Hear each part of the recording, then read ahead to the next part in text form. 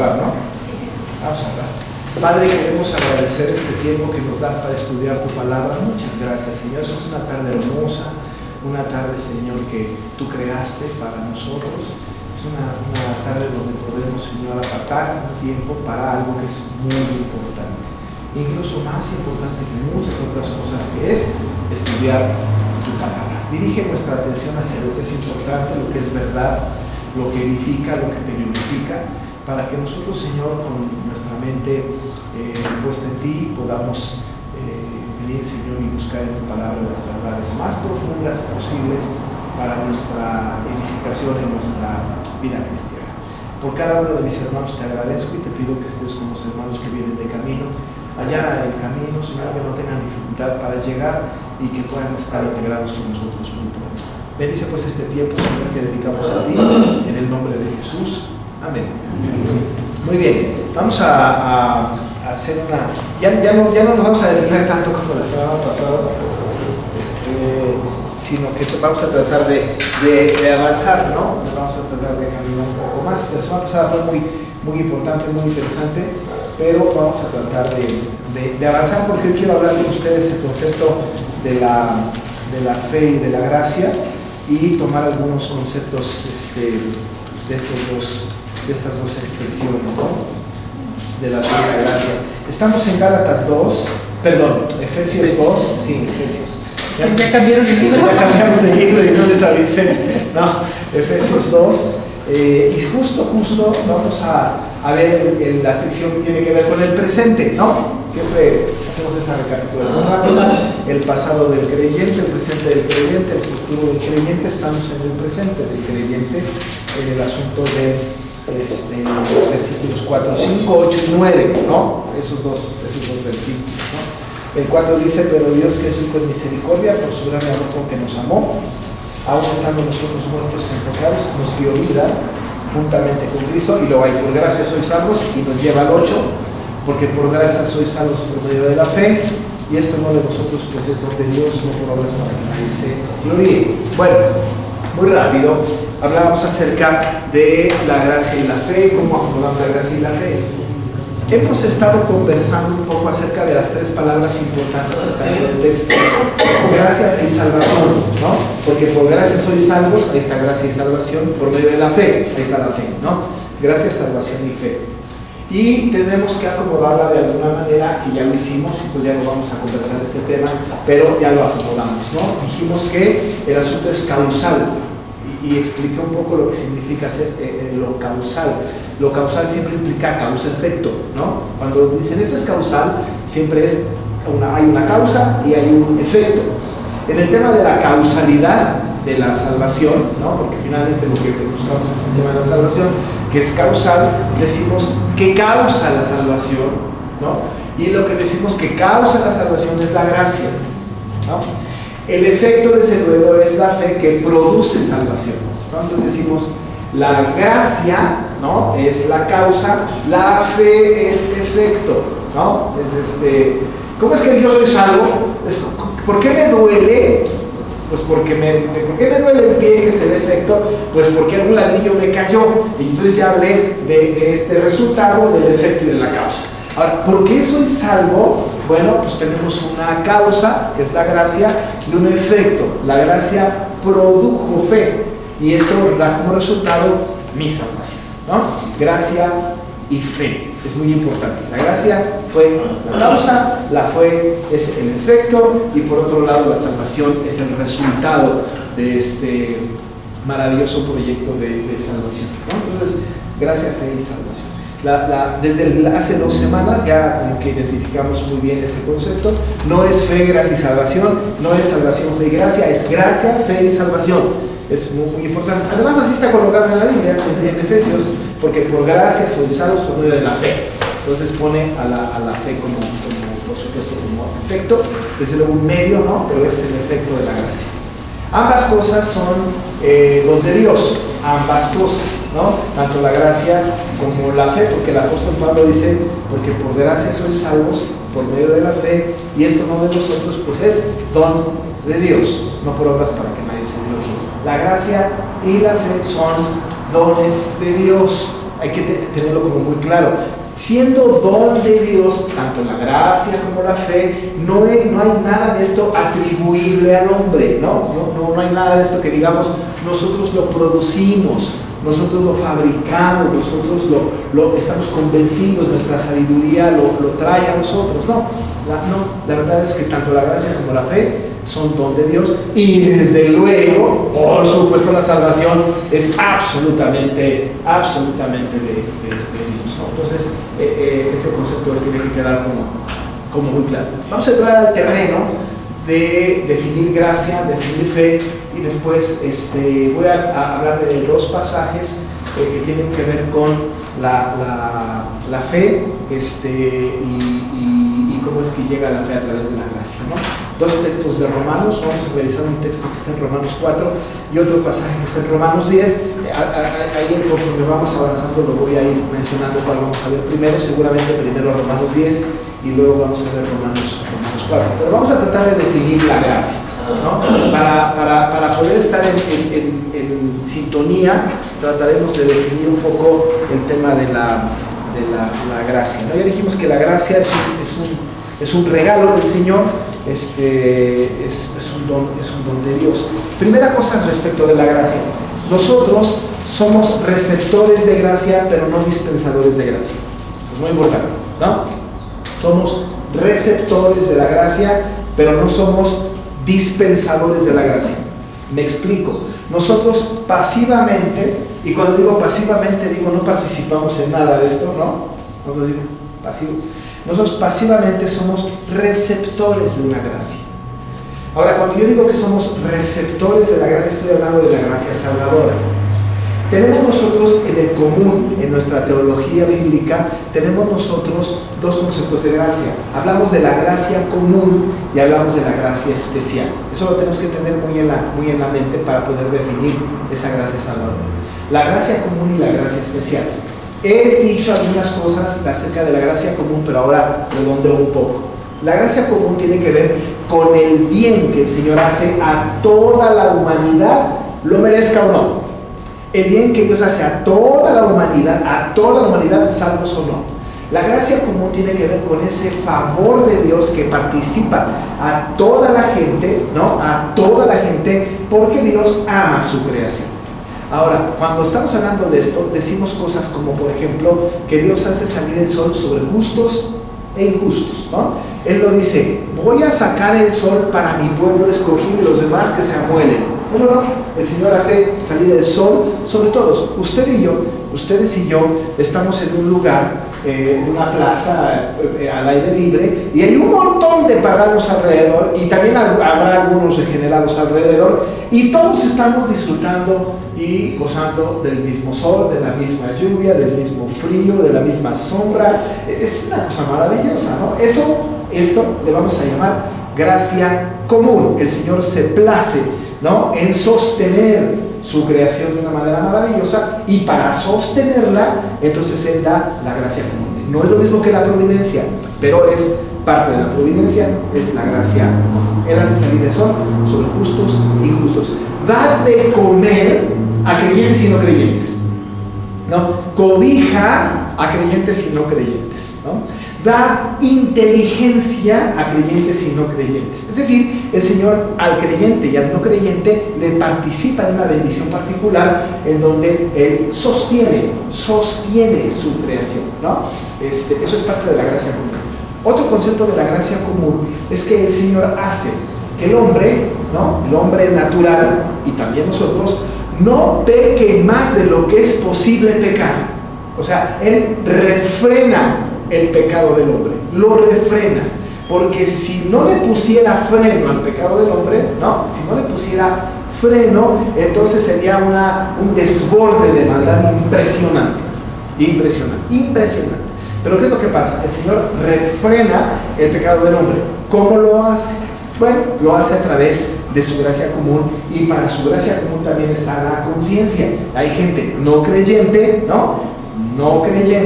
que dice: no, eso está mal, ¿no? Eso no lo debo de hacer.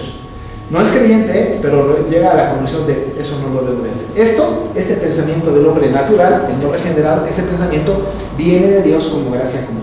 no lo salva, no contribuye a su vida espiritual, no produce en él ninguna cosa buena que Dios la tome en cuenta para ser salvo, pero lo que sí es que hay una conciencia en el corazón del hombre. Sabemos que el hombre natural, por naturaleza, es pecaminoso y tiende al mal, pero hay actos de bondad que son parte de la gracia del Señor, que no contribuyen a la salvación, que esto no va a lograr que se salve seguro, pero de todas maneras se obtiene. Ustedes y yo conocemos gente no regenerada, no cristiana, que hace actos de bondad, y muchos, ¿no? Entonces nosotros decimos, ¿y por qué? ¿No? Pues porque es parte de la gracia común del Señor, ¿no? Ahora, la gracia común nos salva, ¿no? Eso es algo muy claro. La gracia común nos salva. Ahora, en contraste con la gracia común está lo que en teología le llamamos la gracia especial. Esa es particular. La gracia especial es la aplicación del favor de Dios a aquel que ha escogido desde la fundación del mundo para ser salvo, lo merezca o no. Lo merezca o no, ¿no? Una definición de gracia especial, o de esta gracia de la que estoy hablando, la escribí, ¿no? Es la manifestación de su amor a los que no lo merecen, sino que merecen todo lo contrario. Y me detengo un poco en la definición, ¿no?, de gracia. Es la manifestación de su amor a los que no lo merecen. Estoy hablando de los elegidos, a los que no lo merecen, sino que merecen todo lo contrario. Ahora, ¿qué merece el hombre? ¿Qué es lo que merece el hombre natural? La muerte, ¿no? No solamente estamos nosotros pensando que la muerte porque estamos en este contexto, sino que nosotros vamos a la palabra, y la palabra dice, porque la paga de pecado es muerte. Ahora, si hablamos nosotros de lo que merecemos y lo que no merecemos, nos metemos en un lío, en un lío fuerte. ¿Qué es lo que merecemos? Merecemos la muerte.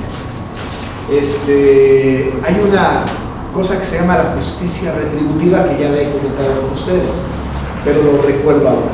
La justicia retributiva es: me haces y en la misma medida te hago, ¿no? La justicia retributiva es lo que mereces. Oye, me he portado bien contigo, mínimo espero que te portes bien conmigo, ¿no? Eso es justicia retributiva. Oye, yo un día te presté dinero, espero que ahora tú también me prestes dinero. Estoy apelando a la justicia retributiva, ¿no?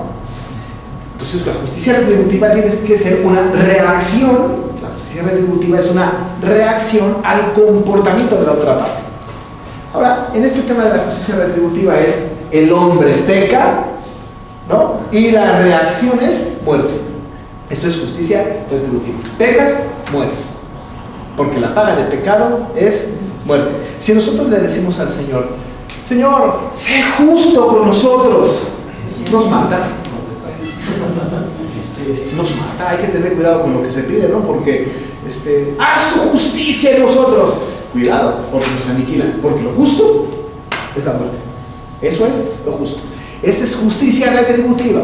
Claro que nosotros los creyentes ahora entendemos, y no vamos a entrar en este tema, por lo que dice Romanos 5, ¿no?, que justificados pues por la fe tenemos paz para con Dios por medio de nuestro Señor Jesucristo. Ahora nosotros, si estamos esperando una justicia hacia nosotros, es la justicia de Cristo imputada en el creyente, ¿no? Ahorita sí, nosotros podemos decir: Señor, sé justo conmigo, y el Señor va a decir: de verdad no sabe lo que pide, pero lo único que ve en mí es la justicia de Cristo, y esa es la justicia que me salva, ¿no? Es la justicia que me perdona, es la justicia que está puesta en mí, esa es la justicia que vale, no la mía.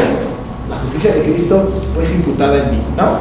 Así que la gracia especial está dada pasando por alto mi pecado, ¿no? Pasando por alto mi pecado, porque yo merezco la muerte, y por amor y misericordia del Señor aplica su gracia en mí. ¿Por qué lo hace? Porque fui elegido antes de la fundación del mundo para eso, ¿no? Ya leímos, lo estudiamos en Efesios 1, ¿no?, que el Señor en amor nos predestinó para ser adoptados hijos suyos, y añade: por el puro afecto de su voluntad. ¿Por qué quiso? ¿no? Entonces, ¿por qué aplica su gracia el Señor en mí? Primero, porque fui elegido antes de la fundación del mundo. Segundo, porque le plugo. O es decir, porque le dio su gana, pues, ¿no? O sea, él quiso. Y a ver, ¿quién le dice, cómo le dice la vasija de barro al alfarero, no me hagas así, ¿no? El texto dice, yo tendré misericordia de quien quiera tener misericordia y me compadeceré, pues de quien yo quiera compadecer, ¿no? Así que su gracia, esa gracia especial, que no la común, la gracia especial, esa maravillosa gracia para los elegidos es la manifestación de su amor a los que no lo merecen, sino que merecen lo contrario. ¿Esto cómo afecta la vida del creyente? Mucho, muchísimo. Cuando yo entendí las doctrinas de la gracia y entendí la gracia, entendí que lo que yo merecía era la muerte eterna. Eso es lo que yo merecía. Y que no podía yo hacer absolutamente nada para librarme de ese destino terrible de muerte. Nada. Es más, ni siquiera quería librarme de ese destino de muerte. Más bien andaba yo encantado con ese destino de muerte. Pero el Señor, en su gran misericordia, con su gran amor con que nos amó, ¿no? Estando nosotros muertos en nuestros delitos y pecados, ¿no? Nos dio vida, dice el apóstol, ¿no? Porque por gracia sois salvos. Y entonces eso tiene que redundar en una adoración parte nuestra, ¿no es cierto? Es decir, Señor, gloria a tu nombre, porque yo merecía la muerte. Yo era por naturaleza hijo de ira, como dice el apóstol, ¿no? Estaba sujeto al príncipe de la potestad del aire, el espíritu que ahora opera en los hijos de desobediencia. Yo estaba sujeto a eso. Mi destino era terrible. Gloria a tu nombre porque tu gracia me alcanzó, porque tú me diste de tu gracia, ¿no? Y entonces merecía todo lo contrario, muerte, pero tú con tu gran amor me diste de tu gracia. Esto solamente puede venir de parte de Dios. No se escoge, no se elige, no se recibe, no se acepta. Esto es algo que Dios viene y pone en el corazón de sus elegidos, ¿no? Entonces, la gracia tiene que ver con este asunto maravilloso, maravilloso. Esta gracia, para continuar con este asunto de la gracia que es muy importante, ya dijimos nosotros somos, ¿no?, receptores de su gracia. Ya explicamos esto, pero no somos dispensadores de su gracia, ¿no? Somos receptores, pero no dispensadores de gracia. Ahora voy en este tema. Este tema es el que nos ha traído un par de ¿qué dice hoy? Jueves, ¿no? Un par de jueves con este asunto. Soy receptor de gracia, no dispensador de gracia. ¿Qué significa esto? Que yo no puedo dar gracia a nadie, ¿no? Es decir, el único que da gracia es Dios, ¿no? Dice, es don de Dios, tanto la gracia como la fe, porque por gracia sois salvos por medio de la fe, y esto, ambas cosas, no de vosotros, pues es don de Dios. Por lo tanto, a mí me hace no dispensador de su gracia. Yo no dispenso gracia. La Biblia Nácar Colunga, ¿alguno de ustedes conoce esta Biblia católico-romana? Es una Biblia muy linda, tiene fotos muy padres y tiene una pasta maravillosa. Yo tengo dos muy lindas, ¿no? Pero la Nácar Colunga, en el Magnificat es el canto de María, cuando el ángel le dice que va a tener a Jesús, ¿no? Hace un cántico muy hermoso, y los católicos romanos hablan de María como dispensadora de gracia, ¿no? Llena estás de gracia y no sé qué. Bueno, ellos lo hacen como dispensadora de gracia. Ella puede otorgar gracia, ¿no? Puede otorgar gracia. ¿Por qué lo hacen? Porque hay un problema que ya comenté con ustedes, pero lo repito, justo en la traducción del texto. Porque la traducción del texto en el Magnificat dice, en el original y en la Reina Valera que tenemos nosotros, en lo correcto, dice, engrandece mi alma al Señor, ¿no? Eso dice la Biblia. El católico romano en la Nácar Colunga dice la Nácar Colunga literalmente, engrandece a mi alma el Señor. Ahora son dos cosas completamente diferentes. Una cosa es engrandece mi alma al Señor y otra cosa es engrandece a mi alma el Señor. Si yo digo engrandece mi alma al Señor, la adoración viene de aquí para allá. Si yo digo engrandece a mi alma el Señor, la adoración viene de Dios hacia ella. Eso es un pecado terrible.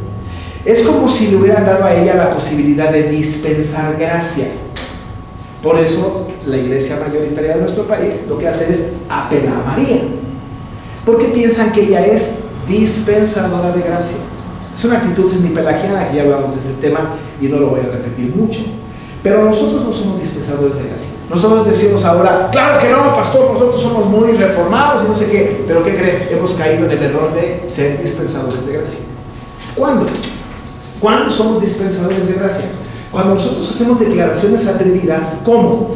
Mira, si aceptas a Cristo, haz esta oración. Y después de esta oración, yo te digo, a partir de este momento, eres salvo. ¿Qué creen que estamos haciendo? Dispensando gracia. Dando gracia. El Señor ha de estar en los cielos diciendo, ¿y quién le dijo esto? Ni siquiera es de mi pueblo, ni siquiera es mi escogido, ni siquiera yo he hecho nada. Y este ya le dijo que es salvo. ¿No? Entonces, a veces somos nosotros dispensadores de gracia, sin querer. A veces hasta deliberadamente, ¿no? Dispensadores de gracia. Acaba de pasar una campaña en México de 1 millón para Jesús y estuvieron en el Estadio Azteca, pero había mucha gente. Yo leí un artículo hoy que decía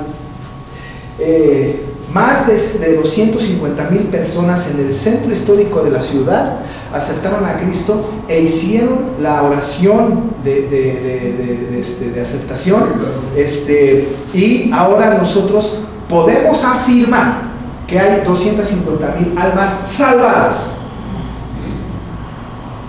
¿Cómo lo oyen? ¿Por qué? Porque esta organización está asumiendo ser dispensadora de gracia. O sea, yo otorgo información. No es consciente, pero es peligroso. Ahora, por eso es muy importante el tema. Nosotros somos receptores de su gracia, pero no somos dispensadores de su gracia. La gracia es un regalo de Dios y esto solamente es una tarea de Dios. Maravillosa tarea, excelsa tarea, pero solamente a Él le corresponde este asunto, ¿no?, de otorgar gracia a quien quiere, cuando quiere, desde luego que a sus escogidos, en el plan perfecto del Señor. Ahorita vamos a ver en Romanos 10 un poco esto. Entonces hemos dicho varias cosas de la gracia que son importantes, ¿no? Hemos hablado de la gracia común, de la gracia especial, y que nosotros no somos dispensadores de gracia. Pero también no nos debemos nosotros de poner en nuestro papel de nosotros sabemos la información y nosotros pecadores, ustedes no saben lo que están haciendo, y ensoberbecernos, porque la gracia sin gracia es un pecado. La gracia tiene que ser aplicada con gracia. Ahora, nosotros somos receptores de la gracia, pero tenemos que ejercer la gracia. De gracia recibiste, da de gracia. No podemos de ninguna manera encimarnos en la gente y decir, ustedes cochinos pecadores no saben nada, ustedes arminianos son de lo peor, ustedes no sé qué, pelagianos no sé cuánto, porque si no nos convertimos en un grupo soberbio, ¿no? Un grupo espantoso. La gracia tiene que ser dada con gracia. Tenemos que ser pacientes con nuestros hermanos que no creen estas cosas, ¿no? Tenemos que sazonar nuestras palabras y orar al Señor para que ellos vengan a la verdad. Conozco mucha gente que estuvo perdida en el arminianismo y que alguien tuvo paciencia y los trajo al camino de la gracia, ¿no? Es lo que hay que hacer, ¿no? La gracia sin gracia es pecado. La gracia sin gracia es pecado. Yo recibí de gracia, ahora yo tengo que dar de gracia, ¿no? Y la gracia es maravillosa. Último concepto de la gracia. La gracia tiene que ver con la salvación en su esencia. Y desde el principio hasta el fin es la gracia la que sostiene al creyente, ¿no? La gracia me salvó, la gracia me sostiene, la gracia me entrega a Cristo. Es decir, la gracia es de principio a fin en el creyente. Ahorita nosotros vivimos por gracia, ¿no? Somos salvados ya por gracia, ahora vivimos por gracia. De hecho, pudiésemos decir, sin caer en el error del dispensacionalismo, que estamos en la era de la gracia, ¿no? Estamos en el momento justo de la gracia. Hermana Rosy. La gracia la aplica Dios a nosotros en el momento de la regeneración. La gracia es aplicada a nosotros, sí. Por la gracia hemos sido regenerados. La gracia es la causa de todo, ¿eh? Y luego entonces por la gracia el Señor nos cambia el corazón, y ese cambio de corazón se llama regeneración, ¿sí? Y la justificación y la santificación y la adopción y todas estas cosas vienen en tropel, ¿no? Pero la gracia es la que causa todo esto. La gracia el arrepentimiento es producto de la gracia, la fe es producto de la gracia, la justificación, la santificación, todo es producto de la gracia, ¿no? Sin gracia no pudiera ser posible, ¿no? La gracia pues es un factor determinante. Por gracia somos salvos. Este es el concepto de la gracia, ¿no? Muy importante entenderlo, ¿no? Muy importante entenderlo.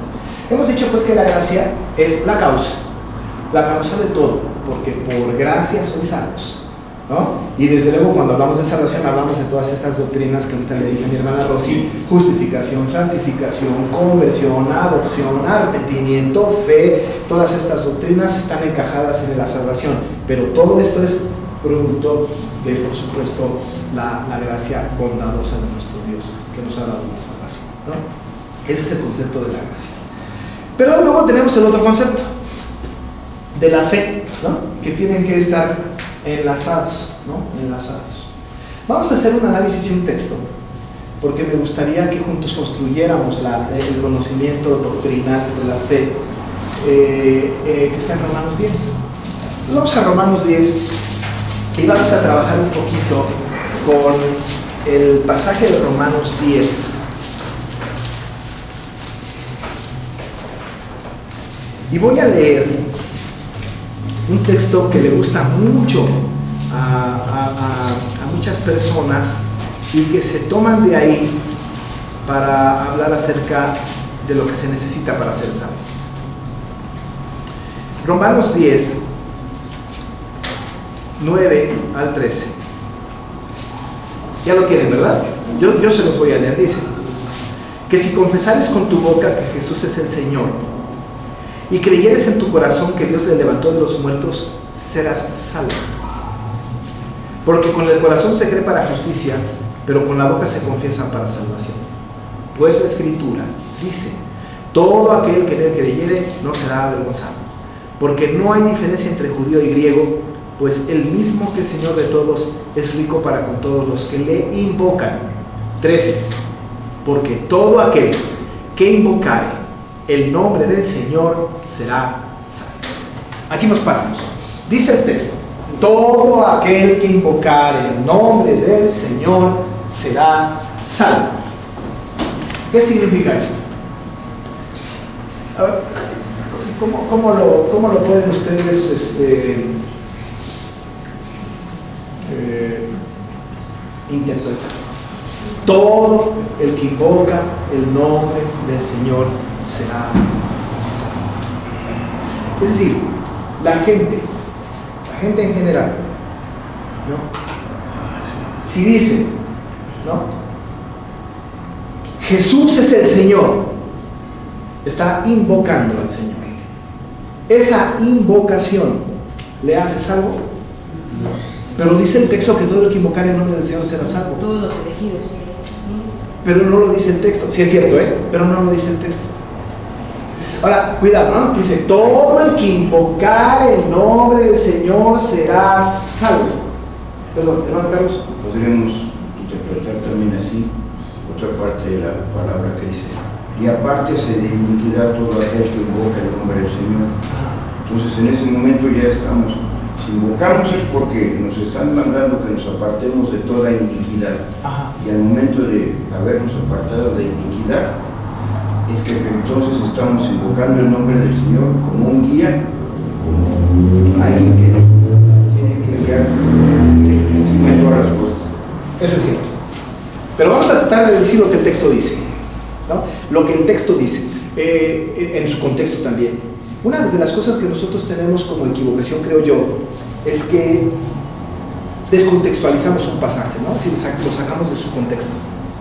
Pues tenemos que ir al texto como para poder redondear el asunto, ¿no? Hermana Marta.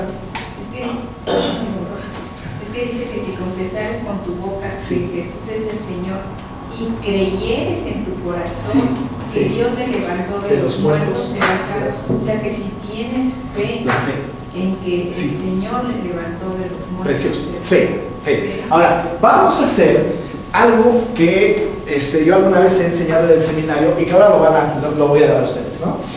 Es profundo, pero es importante.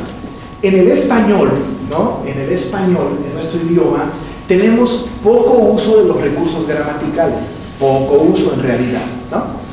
Tristemente. Pero vamos a tratar de venir a un recurso gramatical que es muy importante para nosotros en el estudio de la Biblia, que tiene que ver con tropos. Los tropos son figuras de lenguaje. Y uno de los tropos, una de las figuras del lenguaje se llama paralelismo, ¿no? Nos es muy útil el paralelismo cuando estudiamos los salmos, por ejemplo, o algunos proverbios.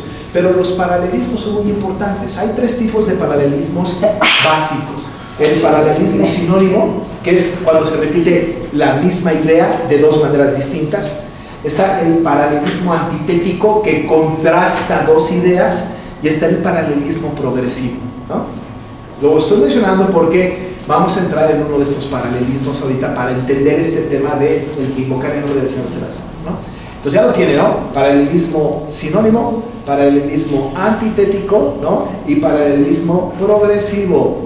Por ejemplo, el paralelismo progresivo está en Apocalipsis, de capítulo 1 hasta el 2. Es un paralelismo progresivo, ¿no? Que va en cada sección de Apocalipsis, va diciendo lo mismo y creciendo y creciendo y creciendo y creciendo hasta la culminación en el cielo nuevo y tierra nueva.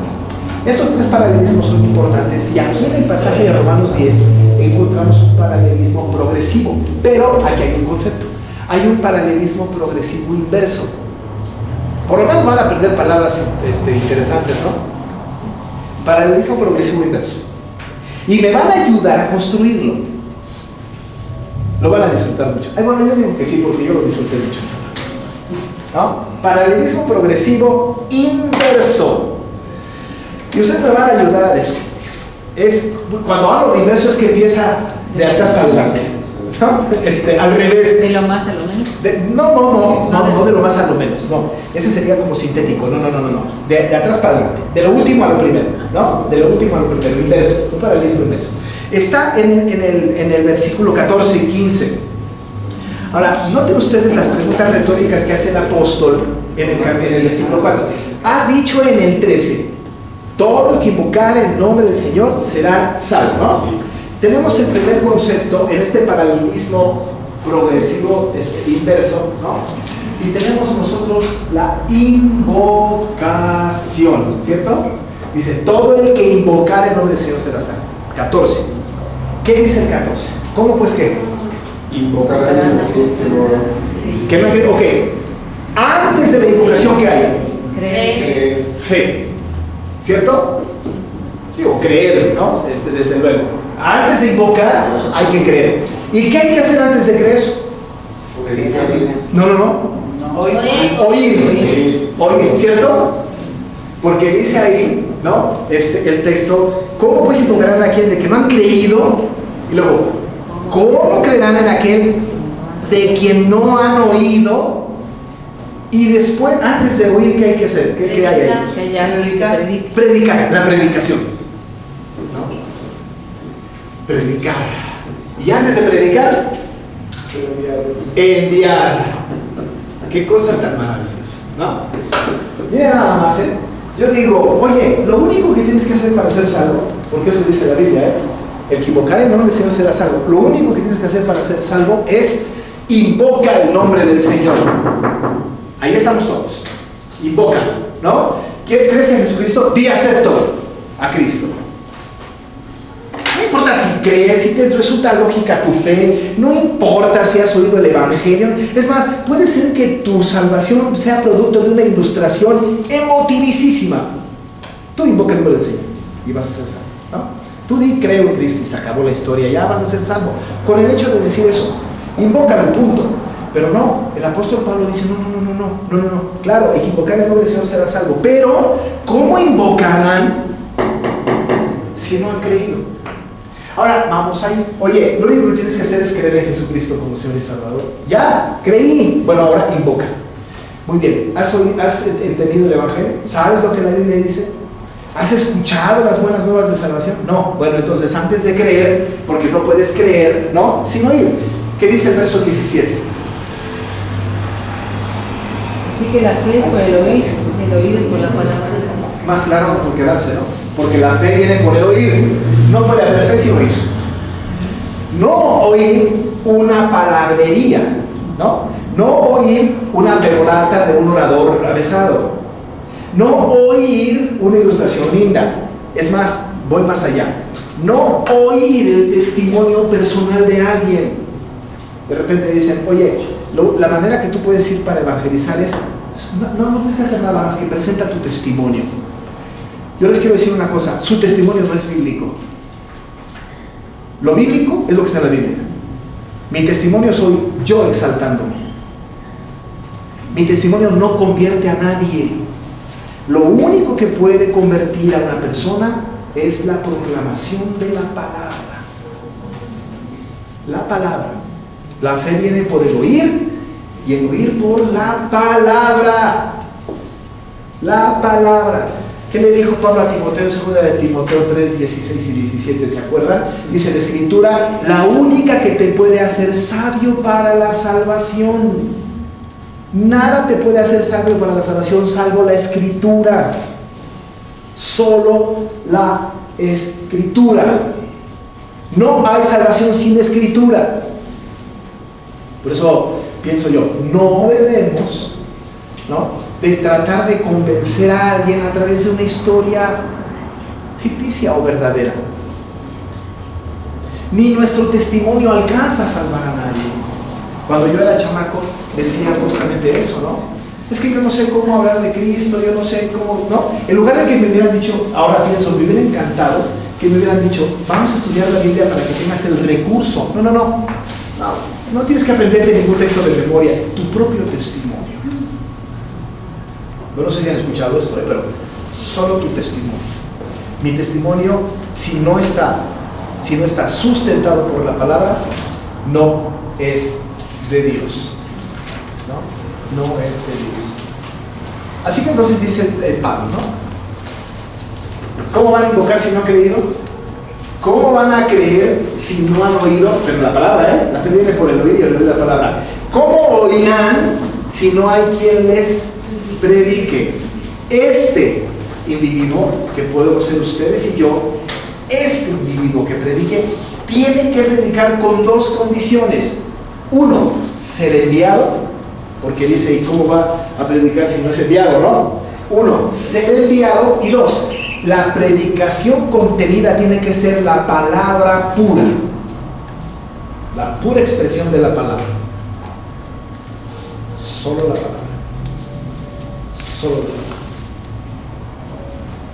Vi un video de esta actividad que ya les conté, de 1 millón para Jesús, ¿no?, que me mandaron, de un señor que se apellida Cerulo. Montesi, ¿no? Sí, es que los dos son Morris, ¿no? Entonces se pasó al frente y habló del Titanic, el evangelio del Titanic, yo digo, ¿no? Y dijo él, la gente que estaba en el mar, ¿cómo? Déjenme ver si me acuerdo muy bien, no se murió porque se ahogó, se murió porque la gente que estaba salvada no vino por ellos. Ahora, ustedes se acuerdan de la película, ¿no? Sí. Hubo unas barcas que se alejaron, ¿no? Y ellos, no, es que si vamos por ellos nos vamos a morir todos, ¿no? Y se van a llenar las barcas y no vamos a caber. Y dice este señor Cerulo, ellos se murieron no porque quedaron ahogados, sino porque los que estaban a salvo no regresaron por ellos. ¡Amén! ¡Gloria a Dios! ¡Aleluya! ¿Quién quiere venir aquí? No, pues entonces toda la gente. Ahora, justo esa ilustración hizo que la gente quisiera, yo quiero todo con Dios, ¿no? Porque fue emotiva la ilustración de un acto real de Titán. Pero ¿qué es lo que está diciendo este señor? Está diciendo que la responsabilidad de la salvación de las personas somos nosotros. Somos nosotros. Tenemos que ir. Tenemos que ir por ellos, los que están muertos. No hay duda de que tenemos que predicar el Evangelio. Pero si la gente se pierde o se salva, no es ni mi culpa ni mi gloria. Ni mi culpa ni mi gloria, ¿no? Pero la predicación de la palabra es fundamental. Fundamental. No podemos presentar el Evangelio, no podemos venir a la gente a presentarle a Cristo sin la palabra. Cuando Pablo llegó a Tesalónica en Hechos 17, Dice la Biblia que después de pasar por Anfípolis y Apolonia, llegó a Tesalónica, donde había una sinagoga de los judíos. Dice, y Pablo, como acostumbraba, fue a ellos y por 3 días de reposo discutió con ellos, declarando y exponiendo por medio de las Escrituras que era necesario que el Cristo padeciese, y aquel que ellos anuncian decían es el Cristo. Declarando y exponiendo por medio de las Escrituras. Le dijo Pablo a Timoteo, te encargo que prediques la palabra a ti y fuera de ti. Predica. La palabra es tan importante, hermanos. Un postulado de la Reforma del siglo XVII es regresar a la Escritura. Solo la Escritura y solo la Escritura. Hoy lo que está ausente en la mayoría de los púlpitos cristianos en México es la palabra. Ausente. Y es algo bastante terrible. ¿Por qué? Porque hemos perdido esto.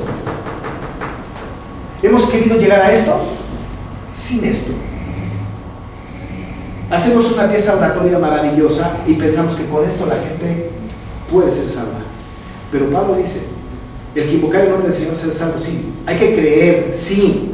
Pero ¿cómo van a invocar si no han creído? ¿Y cómo creerán si no han oído? ¿Y cómo oirán si no hay quien les predique? Hay que predicar la palabra para esto. No nos podemos saltar esto. Y desde luego, ¿y cómo van a predicar si no son enviados? ¿No? Claro, nosotros sabemos que somos enviados, ¿no es cierto? Esa es la tarea que el Señor nos dio, ir por todo el mundo y predicar el Evangelio a toda criatura, ¿no es cierto? Tenemos que ir a toda y tenemos que predicar el Evangelio, pero el Evangelio, ¿no? Dice Pablo a los romanos, justo en el capítulo 1, verso 16, está diciendo, porque no me avergüenzo del Evangelio, porque es poder de Dios para salvación a todo aquel que cree. Al judío primeramente y después al griego, ¿no? La predicación de la palabra. Ahora, nosotros estamos alrededor del asunto de la fe porque este es el tema. Pero quise traer esto a colación porque nosotros pensamos que, y ahorita voy a hablar ya más concretamente de la fe, nosotros pensamos que podemos saltarnos algo en el concepto, ¿no?, de la salvación. Hemos entendido que la gracia es un regalo, la fe también es un regalo, pero la fe está envuelta en una serie de asuntos, ¿no?, en donde tiene que ser aplicada. Esta fe tiene que ser por el oír la palabra, ¿no? Esta fe tiene que ser por oír la palabra. En este sentido, ¿no?, para entrar en el detalle de la fe, les voy a dar un concepto de teología sistemática muy importante que tiene que ver con la fe. Los reformadores, ¿no? Los reformadores. Esto estuvo en Romanos 10, ¿no? De 9 al 14. Es más, al 15. Pastor, Sí. entonces todas las personas que usan esos métodos para evangelizar, está totalmente mal todo. Yo puedo asegurar con firmeza que sí. O sea, un método para evangelizar que es humano es un método pecaminoso. Los métodos bíblicos me parece que son los correctos. El método humano, cuando el hombre ha hecho su propio método, ¿no?, sin considerar la Biblia, me parece que es pecaminoso. No quiero hablar de métodos, ¿no? Pero si están pues contenidos en la palabra, si están sostenidos en la palabra, si tienen una dinámica como esta, entonces están correctamente alineados con la palabra. ¿Cuál es el problema de ti? El problema es que los métodos bíblicos no nos convencen mucho porque no dan resultados fast track, ¿no? Así como vivimos en un mundo de instant, ¿no? Café instantáneo, sopa instantánea, todo es instant. Queremos nosotros que todo sea instant, incluso la fe del no creyente, ¿no? Ya, rápido, acepta a Cristo ahorita, porque tengo que llegar a reportar, ¿no? Queremos que todo sea instant, ¿no? Tenemos que ser muy pacientes. Hablar a la gente, compartirles el Evangelio, hablar de la cruz de Cristo, hablarles de este amor maravilloso del Señor, exigir de ellos arrepentimiento y fe, y el Señor hará su obra de conversión maravillosa, si quiere, ¿no? Y yo digo, tengo un dicho que he dicho siempre: el Señor no pide de nosotros resultados, sino fidelidad. Y ya les he contado de gente como Jeremías, ¿no? Pero Jeremías fue un profeta maravilloso. El Señor le dijo: te he entregado a las naciones por profeta, ¿no? No tuvo ni un convertido. Ninguno. Nadie hizo caso. Lo encerraban en un pozo, en una mazmorra, lo hacían de loco. Pobrecito de Jeremías, ni quien lo pelara. Si este Jeremías ahorita viniera a emplearse en una agencia misionera, le dicen, ¿cuántas almas has salvado? Pues ninguna. Vos no puedes venir a la agencia misionera, lo siento, pero necesitamos gente con experiencia. Pues no lo contratan, ¿no? Y tanto sufrió que hasta hizo lamentaciones, ¿no? El profeta lloró. Por la misericordia de Jehová no hemos sido consumidos, dijo Jeremías, ¿no? Nunca decayeron sus misericordias, nuevas son cada mañana, grande es tu fidelidad, y con mi porción es Jehová, dijo mi alma, por tanto en él esperaré. Precioso texto de Lamentaciones 3. Ahora, no, tú no sos convertido, pero fue galardonado, seguro, en el trono del Señor, allá en las moradas celestiales, con una morada maravillosa. Porque él no perseguía los números, sino la fidelidad. Nunca se echó para atrás. Nunca dudó, nunca dijo ya no. Siguió y siguió y siguió y siguió hasta que se murió sin un convertido. Cosa increíble, ¿no? Increíble. Esteban, ni un convertido. Salvo cuando se murió. Fue necesaria su muerte para que hubiera conversión, ¿no? Así que entonces, me parece que es muy importante que nosotros entendamos que el Señor no quiere de nosotros resultados, sino fidelidad. Dice el mensaje Apocalipsis a una de las iglesias: sé fiel hasta la muerte y yo te daré la corona de vida, ¿no? Sé fiel hasta la muerte. No ten muchos convertidos, ¿no? Sino sé fiel hasta la muerte y yo te daré la corona de vida. Es maravilloso eso, es maravilloso. La fe, ¿no? Hay tres conceptos de fe que tenemos que entender para que podamos ir como que al fondo del conocimiento de este asunto, ¿no? Hemos hablado de la fe, tenemos bastantes conceptos de la fe como equivocados. Hay una fe intelectual, una fe salvadora, la fe pasajera, qué sé yo, hay una gran cantidad de fe, ¿no? Nosotros podemos tener fe, por ejemplo, en alguien, ¿no? Pero no necesariamente nos salva a eso, ¿no? La fe intelectual tiene que ver con que sí creo en Jesús, pero no creo que sea el Salvador, ¿no? ¿O sí? También creo en Benito Juárez, ¿no? Pero Benito Juárez no me va a salvar. Es decir, hay fes muy espurias, ¿no? Pero vamos al contenido teológico de la fe, que considero que es muy importante. Hay tres conceptos, según los reformadores, que contiene la fe. La fe cristiana, la fe bíblica. Se los voy a poner en latín y en español, porque para que tengamos el conocimiento completo y para que ustedes también tengan una razón para estudiar en casa y llegar y empezar a buscar en el internet. Y no lo googleen mucho porque el internet dice pura, hay mucha basura, pero para que lo puedan estudiar. Tres conceptos en latín que tiene la fe: notitia, ascensus y fiducia. Notitia, ascensus y fiducia, ¿no? Lo voy a poner en español para que lo vayamos entendiendo un poco más, ¿no? Ese es el contenido de la fe, conocimiento, razón, confianza, que en términos generales es fe, de fiducia, ¿no? Pero como confianza. Notitia, ascensus, fiducia. Uno, conocimiento, notitia. Eso es el contenido de nuestra fe. Ascensus, la razón, el sentido de mi fe. Y fiducia, confianza, ¿no? El apropiamiento de mi fe. Ahora voy a explicar cada una y no lo voy a hacer a partir de lo que dice la teología, sino a partir de lo que la Biblia dice.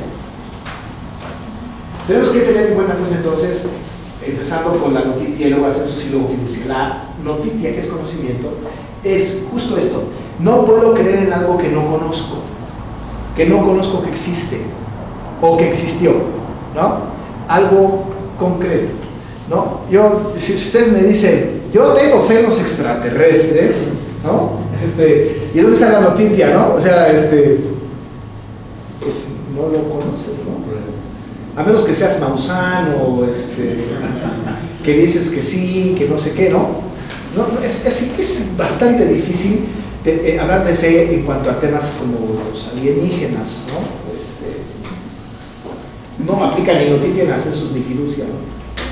Pero nosotros tenemos testimonio del contenido de nuestra fe, la noticia, porque la noticia, traducido literalmente, es noticia, ¿no? Tenemos noticias, tenemos un conocimiento previo, tenemos algo que nos sustenta, algo que nos cuenta. Ahora, nosotros, ¿qué es lo que tenemos? Lo que nosotros tenemos es una palabra revelada. Lo que nosotros tenemos es a un Dios que existe, un Dios que se revela, un Dios que se manifiesta. ¿Ustedes se acuerdan que el autor de Hebreos, que no sabemos quién es una de las preguntas que le tendremos al Señor cuando vayamos al cielo, ¿no? Yo le voy a preguntar al Señor, Señor, ¿verdad que Lucas escribió Hebreos? Va a decir, sí, hijo. Eso, quién sabe. Pero dice Hebreos, ¿no? El autor de Hebreos, ¿no? Dios, habiendo hablado muchas veces, de muchas maneras, en otros tiempos, a nuestros padres, por los profetas, en estos posteriores tiempos nos ha hablado por él. Pero lo interesante del asunto es que tenemos un Dios que ha hablado, ¿no? Ese es el tema. Dios habiendo hablado y muchas veces y de muchas maneras a nuestros padres por los profetas. Ahora, nosotros sabemos que Dios ha hablado, se ha manifestado, se ha mostrado. Tenemos la noticia como en un periódico. Dios ha hablado, Dios ha dicho, Dios se ha manifestado. El autor de Hebreos lo hace constatar. El autor de Hebreos nos dice, ha hablado muchas veces, de muchas maneras, a nuestros padres por los profetas. ¿Qué pasó? Que a nuestros padres le habló Dios. Ahora, ahí sí que Dios habló, ¿no? También hoy sigue hablando, pues, pero allá Él vino a ellos y les dijo cosas. Les dijo cosas concretas. Les estableció principios, les dio promesas. Dios habló con la gente. Uno de los que habló con los que habló el Señor y que le dio una noticia, le llenó de conocimiento, le dio una información, fue a Abraham, ¿no? Es uno de los que más claramente tenemos nosotros que habló. Le dijo varias cosas. Una de las cosas que les dijo es, sal de tu tierra y de tu parentela, ¿no? A la tierra que yo te voy a dar. Salió sin ver a dónde iba. Ahí hay un concepto de fe para Abraham, pero no voy a hablar de este concepto de fe. Esa es una de las cosas que le dijo. Otra cosa muy arriesgada, que de veras se necesitaba una fe, como la vamos a revisar, ¿no? Es que le dijo que iba a tener un hijo. Pero pues él estaba viejo. ¿Qué pasó? Que cuando Pablo analiza este asunto de Abraham, en el capítulo 4 de Romanos, ¿no? Va a hablar de estos tres conceptos de noticia, ascensus, los vamos a tratar de localizar. Vamos a Romanos 4 y vamos a hablar de Abraham, porque Pablo habla de Abraham, ¿no? Para tener este asunto de del conocimiento, ¿no? Todo el capítulo 4 habla de Abraham, ¿no? Pablo es un apóstol muy veterotestamentario, tiene una teología del Antiguo Testamento. Si hay alguien en el mundo que tiene la mejor teología del Antiguo Testamento, ese es Pablo, ¿no? Maravillosa teología del Antiguo Testamento. Pero él dice, ¿no? A partir del versículo 13, pero en el 17 específicamente, como está escrito, te he puesto por padre de muchas gentes. Lo que está diciendo es Dios hablando a Abraham, ¿no? Delante de Dios a quien creyó, el cual da vida a los muertos y llama a las cosas que no son como si fuesen, ¿no? Voy a leer desde el 16. Por tanto es por fe, para que sea por gracia, a fin de que la promesa sea firme para toda su descendencia, no solamente para la que es de la ley, sino también para la que es de la fe de Abraham, el cual es padre de todos nosotros. Como está escrito, te he puesto por padre de muchas gentes. Ahora, él tiene dos informaciones y va a encontrarse con dos situaciones. Una, ¿no? Él está viejo como muerto. Verso 19 dice, y no se debilitó en la fe al considerar su cuerpo que estaba ya como muerto, siendo de casi 100 años, o la esterilidad de la matriz de Sara. Hay una realidad y una promesa. Hay una realidad y una promesa. ¿Cuál es la realidad? Está viejo y su mujer es estéril. Casi 100 años, ¿eh? Hoy ya un hombre de esa edad no tiene hijos, ¿no? Ni en aquella época tampoco. Digo, eso siempre fue excepcional, ¿no? Tenemos que verlo como un acto sobrenatural, ¿no? Ahora, hay una realidad. La realidad es, estoy viejo. La realidad es, mi esposa es estéril. Hay una realidad, pero hay una promesa. La promesa es la que le da esperanza a Abraham. La promesa es, vas a ser padre de multitudes de gentes, ¿no? En ti serán benditas todas las naciones de la tierra, ¿no? Vas a tener una gran descendencia. Como lo dijo, cuenta las estrellas del cielo, la arena del mar, así será tu descendencia. Hay una promesa, una realidad y una promesa. La noticia o el conocimiento tienen los dos conceptos, la realidad y la promesa. Tengo una información. Abraham tenía una información. Estoy viejo y es imposible que yo pueda tener hijos, pero viene Dios, ¿no? Y le dice que vas a tener muchos hijos, vas a ser padre de multitudes de gentes. Por cierto, gentes no se debe de decir, pero bueno, así dice la Biblia, ¿no? Gentes ya universal. Pero bueno, vas a ser padre de multitudes de gentes. Hay una noticia, hay una información. La fe tiene que ser ese creer en esa información, porque además el texto, dice Pablo a los romanos, ¿no? En el 17, te he puesto por padre de muchas gentes, delante de Dios, dice, ¿a quién creyó? Le dijo, vas a ser padre de muchas personas. Y dice Pablo que Abraham a Dios creyó, le creyó a Dios. Ahí está la noticia. Tengo una realidad, pero hay una promesa, la creo. Sí la creo, ¿no? Sí la creo. Esa noticia, sí la creo. Ahora, vamos a ponerlo en nuestro tiempo, ¿no? Hay una realidad, no tengo trabajo. Hay una promesa. No voy a ver a un justo desamparado ni su descendencia que mendigue pan. La cosa es, yo quiero creer en eso, porque la noticia que tengo a partir de mi realidad es maravillosa. La promesa sustenta mi esperanza. ¿Vamos bien? ¿No? La promesa sustenta mi esperanza. Yo digo, Señor, gloria a tu nombre. ¿Por qué? Porque has dicho tú, y yo te creo a ti, de que a pesar de mi realidad, tú no me vas a desamparar, ¿no? En el tema de no he visto justo desamparado ni su descendencia que mendigue pan. Y como estas hay muchas promesas, ¿no es cierto? Sí. Creemos en esto. Creemos en esto. Ahora, si yo voy con una persona de la calle y le digo, ¿no? No te preocupes, ¿no? Dios te va a sostener. Esta persona, con tal de tener algo en qué creer, va a decir, ay, sí, ¿no? Sí, Dios me va a sostener, pero y no es salvo, y no va a ser salvo, pero ya tiene la noticia, ¿no? La noticia no te hace salvo, solamente te da un conocimiento en el que crees, un conocimiento en el que te aferras. Dice, y le creyó a Dios. El autor de Hebreos dice, le creyó a Dios y le fue contado por justicia, pero eso es otro asunto, ¿no? Entonces tenemos la noticia. La noticia es, ante una realidad, una promesa. Y lo que le da esperanza, ¿no?, a mi fe, es la promesa. Bueno, entonces dice Abraham, me sostengo en la promesa. Estoy en la promesa. Esa es la noticia. Pero luego viene el concepto de la razón, ¿no? Este concepto de la razón, que es muy importante para nosotros. Hemos dicho que la razón, ¿no? Para decirlo con toda precisión, es la convicción de que el contenido de nuestra fe es verdadero, ¿no? Puedo creer que lo que me dijo Dios es verdad, pero ¿y qué tal si no? Entonces mejor, o sea, no hay justo desamparado ni su descendencia que me diga pan, pues por lo pronto, ¿no?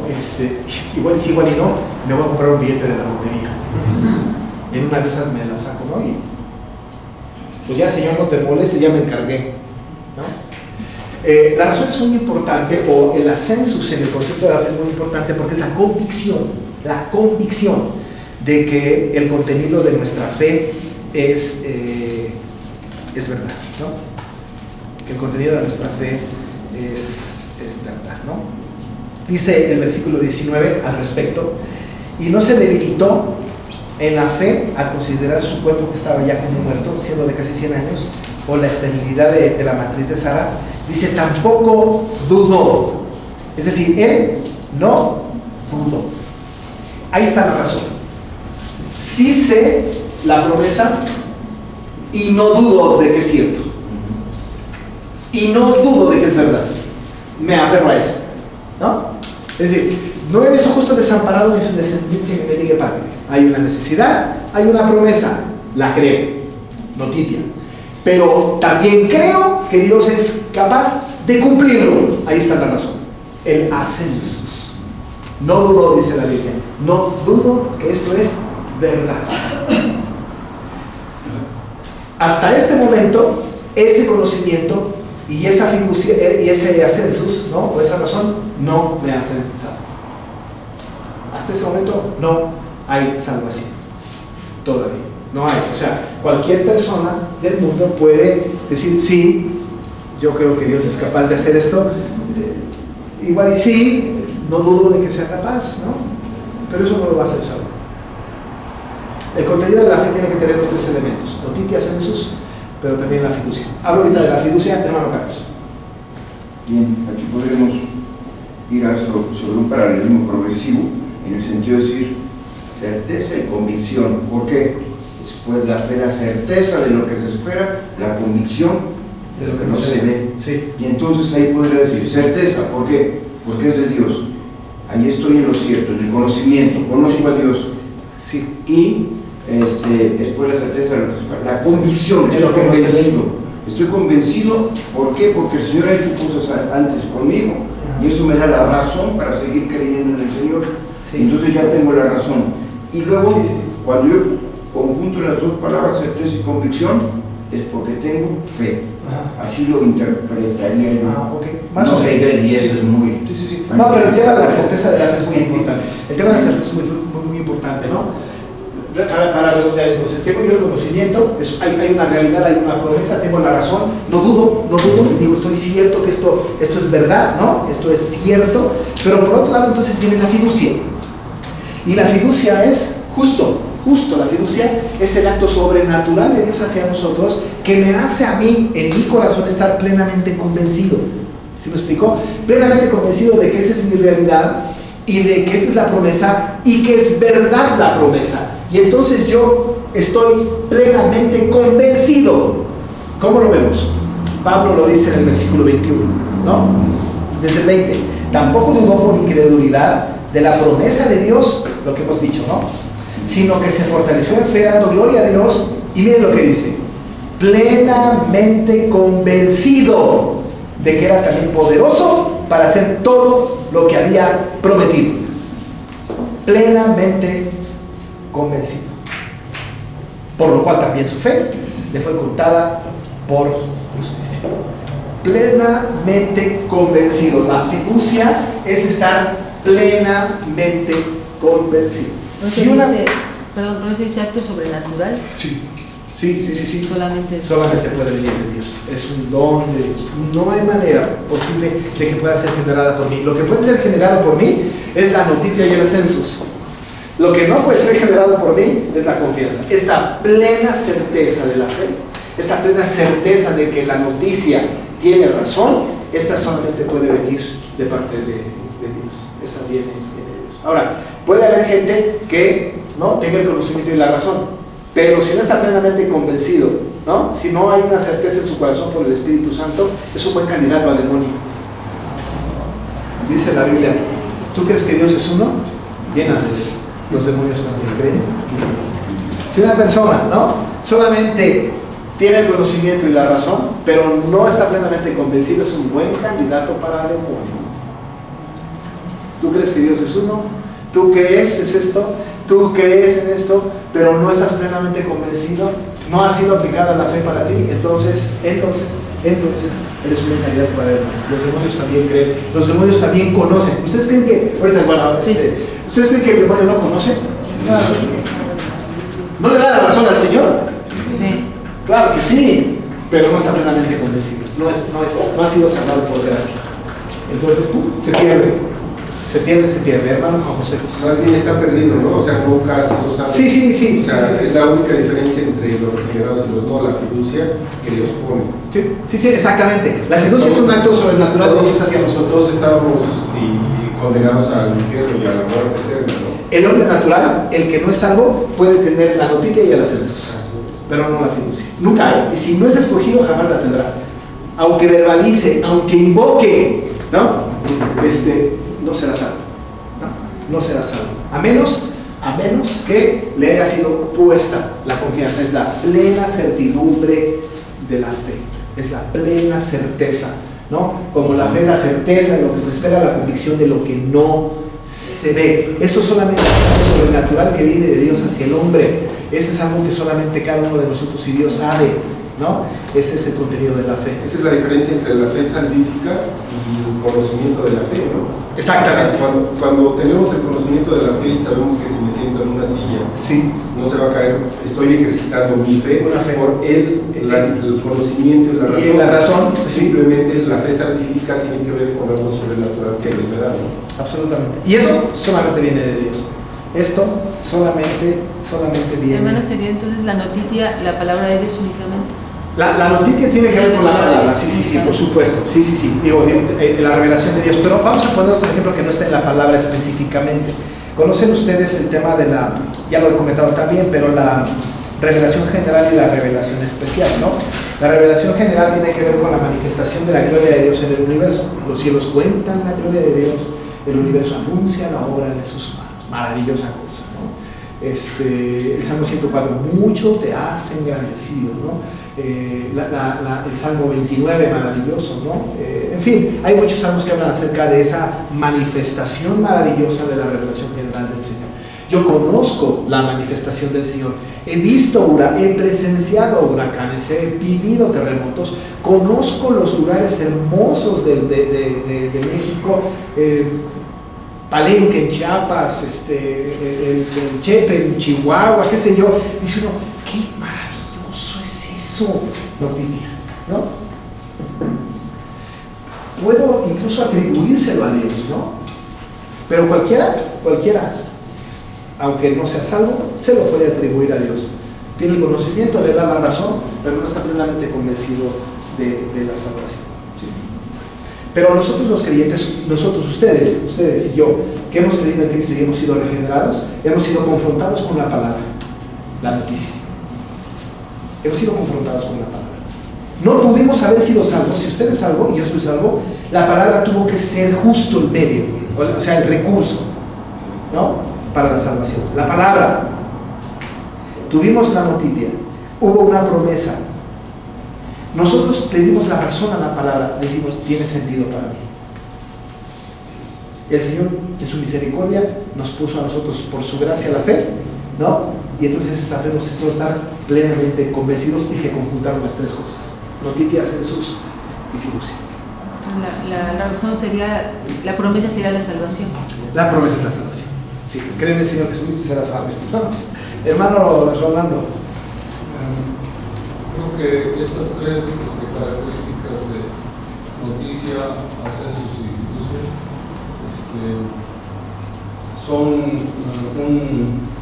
una gracia de Dios que solamente le da a aquellos que obviamente han sido escogidos, a los cuales pone fe, y teniendo fe, el conocimiento de lo que se está hablando es creíble, y la razón de lo que se está escuchando es razonable, es lógica para el nuevo nacido de nuevo, para el que tiene fe. Y creo que estas tres cosas se dan en automático cuando una persona reconoce que Jesucristo murió por sus pecados, reconoce que Jesucristo es su Salvador, reconoce que Jesucristo vino y imputó su salvación hacia la persona. Entonces, cuando esta persona está naciendo de nuevo, creo que esas tres cosas son automáticas, ¿no? Sí, aunque no regenerada, puede tener la noticia y el ascenso, pero no la fiducia. Porque el no regenerado, pues, yo insisto, el diablo conoce perfectamente bien la palabra. Hay gente que se puede aprender la palabra de memoria, ¿no? Tiene el conocimiento. Pero si no tiene fe, no ha nacido de nuevo. No ha nacido de nuevo, no le sirve absolutamente. Tiene que estar en conjunto los tres conceptos de la fe. Sí, hermano Pablo, sí. Una pregunta, y en el caso de cuando el regenerado no cree, lo que estábamos hablando hace un momento, de tocar estos tres aspectos, cuando yo no creo la promesa de que Dios me va a prosperar, que Dios me va, no que me va a prosperar, sino de que Dios me va a sostener, que Él me va a sostener. O sea, yo tengo el conocimiento, tengo la razón, pero dudo. pero estoy dudando. Digo, ay, o sea, no. No tiene que ver esta parte con mi salvación, sino con el ejercicio de la fe. Sí, eso es muy interesante porque entonces si tenemos que diferenciar aquí. Sí.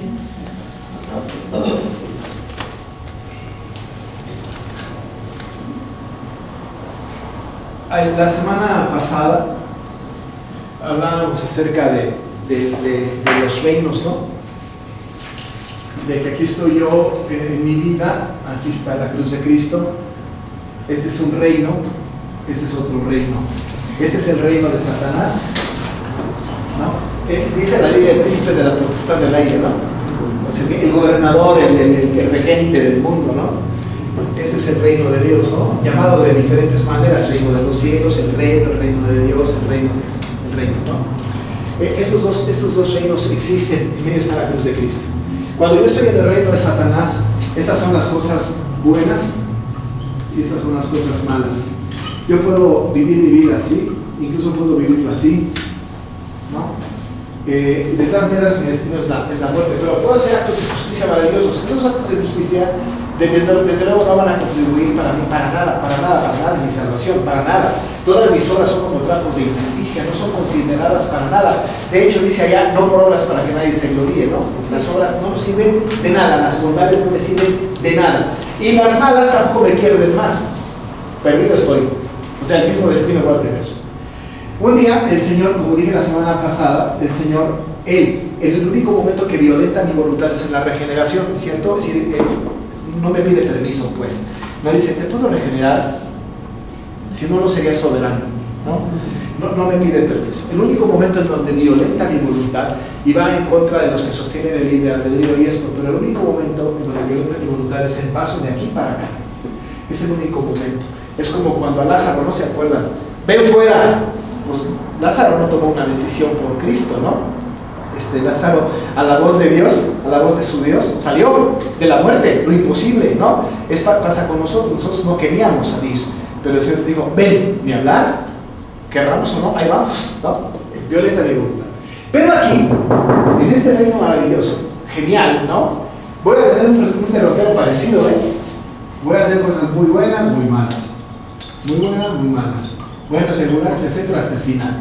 Mi destino final es el cielo, la presencia de Dios. Mi destino final, camine como camine, una vez regenerado, una vez puesto en este camino, camine como camine, este es mi destino. ¿Qué pasa en el hombre espiritual? Pablo le dijo a los corintios, ya no les puedo llamar como a espirituales porque son carnales, pero eran creyentes. Ahora nosotros tenemos creyentes carnales y creyentes espirituales, pero creyentes. No me van a decir que no. Ustedes y yo hemos sido creyentes carnales, ¿no? Hemos hablado mal de alguien, hemos codiciado, hemos mentido, hemos hecho, o sea, pecamos, pues, hemos sido cristianos carnales, tristemente. Parte de nuestra carnalidad es dudar de lo que dice la palabra. Es parte de nuestra carnalidad. Es decir, una persona regenerada, a ustedes les ha pasado, a ustedes y a mí, hemos llegado en algún momento de nuestra vida, si no a verbalizar la duda, hemos vivido la duda, ¿no? Un ejemplo, oye, nos está yendo muy mal, y dice mi esposa, pon tu confianza en el Señor, ¿no? Pero es que si no hago algo, no sé qué, entonces me desespero. ¿Qué estoy haciendo? Estoy conduciéndome con duda ante la promesa. Cualquiera de nosotros, cualquiera de nosotros. Le hemos querido echar la mano a Dios muchas veces. Cualquiera, incluso cuando predicamos el Evangelio. Entonces, ciertamente, hermano, yo creo que si una persona ha dicho que es salva y está aquí, pues está perdidísima. Pero si una persona es salva, como ustedes y yo, y estamos aquí, parte de nuestro derrotero, parte de nuestro camino, es la duda. Vamos a dudar, ¿no? Por eso tenemos la palabra que nos está instando constantemente, ¿no? a confiar, a creer, y nos está empujando hacia esto, ¿no? Pero la ventaja maravillosa del creyente es que tanto la noticia como las acciones como la fiducia ha sido aplicada en el creyente. Tenemos una certidumbre de fe, sabemos que somos salvos por siempre, aunque de repente estemos en un camino medio raro. Por eso no creo yo que debamos de juzgar, por ejemplo, a aquel que tiene duda, ¿no? Tenemos que ser pacientes y acercarnos. Un nuevo creyente, por ejemplo, una persona que acaba de tener este encuentro maravilloso con el Señor, que el Señor lo salvó, ¿no? ¿Ustedes no creen que va a tener 20,000 dudas respecto de la palabra? Y si se muere en ese momento se va a salvar, como el malhechor de la cruz, ¿no? Entonces, la duda es parte, ¿no? Ahora, no hay que justificarla, ¿no? No hay que decir, hermanos, pueden dudar todo. No, desde luego que no. Hay que creer, hay que poner plena confianza en el Señor, ¿no? Plena confianza. Ante una situación que estamos viendo hoy como iglesia, de un tema ahí medio legal, medio feo, ¿no? Y nosotros decimos, vamos a creer en Dios. Pero hay una gran tentación en tomar el asunto en nuestras manos. Pero tomar el asunto en nuestras manos es dudar de que Dios es poderoso para sacarnos, ¿no? Entonces, sí, la duda es parte, ¿no? No verbalizada quizás, no es decir, no le creo a Dios, sino con nuestros actos a veces ponemos en duda las promesas, ¿no? Sí, hermano Rolando. El paso del reino de Satanás al reino de la luz es a través de la regeneración. La regeneración. El Señor Jesucristo le dijo, nadie puede venir a mí si no no le le fuere envió dado. no lo trajera. Okay. Entonces, también el Señor Jesucristo dice con respecto a esto que es necesario nacer de nuevo. Sí. Entonces, cuando uno pasa de un área a la otra, nace uno de nuevo. En la Cuando regeneración uno nace de nuevo, el Señor, al nacer de nuevo, ya le pone la fe, sí, el arrepentimiento, todo eso. y la persona entonces empieza a vivir una nueva vida. Sí. Obviamente una vida que no está completa cuando nace de nuevo. Sí, claro. Sabemos todos que cuando un recién convertido nace, pues tiene muchas deficiencias y todavía tiene muchas actitudes de la vida pasada. Pero si se muriera en ese momento se va a ver. Así es, pero el trabajo, el llegar al cielo, para mí creo que es una cosa ascendente. Ciertamente cae, pero lo hace, porque dice la Escritura que el que empezó en vosotros la obra, la perfeccionará. Entonces, ciertamente, yo creo que las personas que más tiempo tienen en el Evangelio, que han experimentado más el conocimiento del bien y del mal caminando con Cristo, pueden pues no ver tanto ya los pecados tan juntos que teníamos cuando éramos jóvenes, aunque no es una regla, ¿no? Puede uno hacerlo, sí, pero siempre va en el camino de la perfección, ¿no? Siempre va el Señor trabajando en el camino de la santidad y haciéndolo cada vez más semejante a Cristo, ¿no? Dice que vamos siendo transformados de gloria en gloria. Sí, aunque no es un patrón, porque el pasaje de Filipenses 1, donde dice que el que comenzó en nosotros la buena obra la perfeccionará hasta el día de Jesucristo, dice, ¿no? ¿Perdón? Dice el texto que el que comenzó en nosotros la buena obra la perfeccionará hasta el día de Jesucristo. Así. Dice, hay que tener mucho cuidado con la interpretación del texto, porque el texto está diciendo que la obra perfecta será hasta ese día, no durante este tiempo. No, hay que ser cuidadosos porque dice la perfeccionará hasta ese día será perfecto. Antes, no. Ahora, sí creo que tenemos que ir como avanzando, ¿no? Un creyente que no avanza, ¿no? Está medio raro, ¿no? Sí tenemos que ir avanzando. Pero también hay que ser conscientes que vamos a caer. Claro, ¿no? claro. Y otra vez nos vamos a levantar. Y vamos a volver a caer. Pero sí creo que tenemos que ir en esta labor. Y para eso están los medios de gracia, ¿no? La palabra, los sacramentos, la oración, para ir creciendo en gracia. Pero sí tiene razón. Pero lo que queda claro, como usted lo mencionó también, es que este acto, que se llama regeneración, ¿no?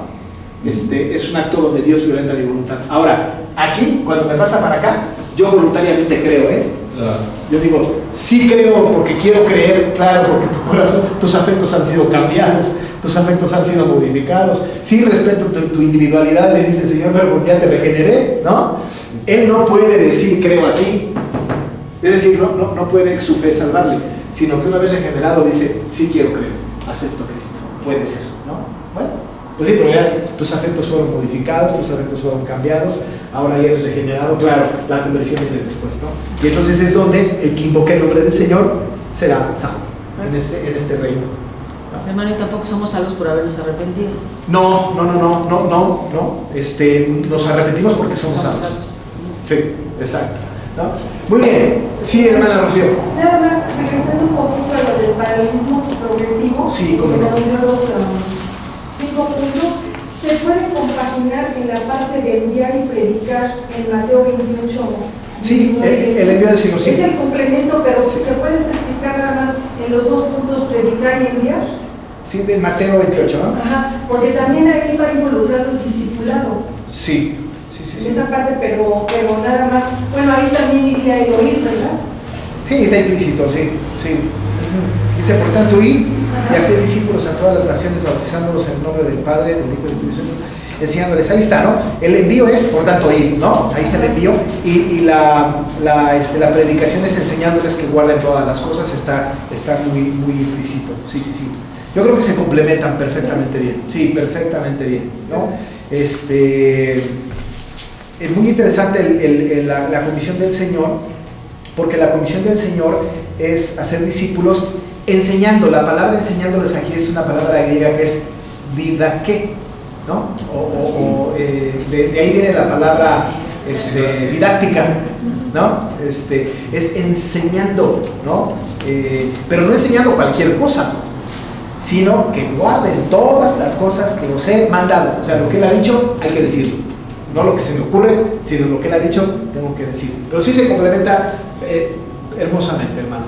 Entonces, nada más para enfatizar un poco, cuando yo voy y le voy a testificar a una persona de Jesucristo, me debo de enfocar específicamente en la palabra. Solamente en la palabra. No me voy a ir al testimonio de que lo que el Señor hizo por mí. Ahora, sí puedo involucrarme en testimonio, sí puedo decir lo que el Señor ha hecho por mí, pero tiene que ser la palabra la que esté por sobre todas las cosas, ¿no? Por ejemplo, el apóstol Pablo, cuando le predicó a Agripa, dio su testimonio, ¿no? ¿Se acuerdan ustedes la defensa con Agripa? Y con el pueblo de Jerusalén también. Esteban mismo hizo una apología hablando de su propia vida. O sea, sí es importante, pero el centro de su testimonio fue Cristo. Pero los testimonios de hoy no es Cristo, ¿eh? El testimonio de hoy es lo malvado que fui. Y qué bueno que decidí por Cristo y entonces ya soy una nueva criatura. Pero el testimonio de hoy es espantoso. Por eso cuando alguien dice, voy a dar un testimonio, déjame leer primero lo que vas a decir, porque no queremos loas al pecador, ¿no? Queremos gloria a Cristo, ¿no? Si en mi testimonio está Cristo y es bíblico, adelante, ¿no? O puede ir en medio o más adelantito en el discipulado. Sí, también el Señor ha hecho esto por mí, qué sé yo, etc. Pero lo que tiene que predominar en la presentación es la palabra. Tenemos que insistir mucho, el púlpito tiene que ser una predicación de la palabra, las clases de escuela dominical, la palabra, saturémonos de la palabra. Hermosa palabra, ¿no? Es como miel, dice la Biblia, ¿no? Que destila del panal, ¿no? Hermano Orlando. Decía Pablo, porque primeramente os ha enseñado lo que así mismo recibió, que Cristo murió por nuestros pecados, que fue sepultado, muerto por nuestros pecados. Ese es el centro del mensaje, ¿no? Sí. Bajó a los infiernos. Sí, luego los desechamos como el quinto paso, a veces de lo que son la forma en la que el Señor Jesucristo se humilló tan fuertemente. Sí. El quinto, ese es el que más a veces tenemos que decir, ¿no? Sí. Porque luego lo decimos inclusive, creo los apóstoles, ¿no? Bajó a los infiernos. No, mi hermano, bajó por ti. Y esa es una humillación grandísima la que puede hacer. Sí, la palabra tiene que ser predicada con fidelidad a pesar de que duela. Sí. A pesar de que lastime. Es más, si la palabra no lastima, no está bien predicada. No, cuidado, porque una palabra sazonada para que sea amable al oído de su audiencia, es una palabra mentirosa. Normalmente la palabra ofende, en su característica principal, la palabra ofende, porque le está hablando a hombres en proceso de transformación. Si no ofende la palabra, algo está pasando mal, ¿no? Si es puro amor y alegría y gozo y paz y todo está perrísimo, vivimos en armonía, todos somos hermosos y preciosos príncipes y reinas y princesas, la cosa no funciona. Somos confrontados con la palabra. Bueno, amados hermanos, 9:30, se va el tiempo rápido, ¿no? Gracias a Dios. Próxima semana, lección 8. Acuérdense ustedes, para los que no saben, las lecciones que yo les doy es para ustedes. Aquí se expone otra cosa, porque ya he dicho, si voy a leer la lección aquí, pues qué caso tiene que nos veamos, mejor se las doy, la leen y casi se acabó. Aquí es para tener una ampliación del tema y la lección es para su acervo, ¿no? Lo tengan ahí a la mano.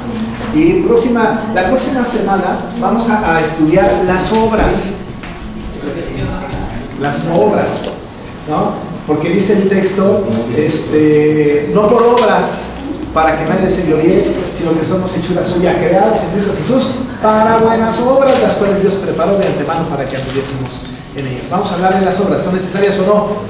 ¿Anteceden a la fe o la preceden?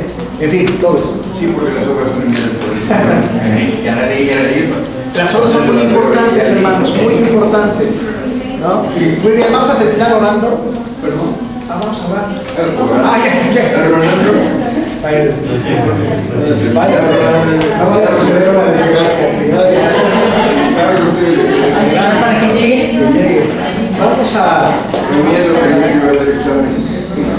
Hermanos, ¿listos? Para que oremos. ¿Quién no ha orado? ¿Quién no ha orado? ¿Quién quiere orar para terminar? Hermano Ricardo, vamos a hablar con nuestro hermano Ricardo, por favor. Señor Dios y Padre nuestro, te damos gracias, Padre. Gracias por la riqueza de tu palabra. Gracias, Padre, por el conocimiento que tú has puesto en nuestro pastor. Gracias, Señor, porque nos das el entendimiento y nos permites razonar con fe, con amor y con esperanza. Gracias, Dios, porque para nosotros es crecimiento que tú nos das. Bendice, Padre, esta clase y a cada uno de mis hermanos y a nuestro hermano pastor. Y permite, Señor, que por tu gracia sigamos siendo edificados. Por Jesucristo nuestro Señor. Amén. Amén.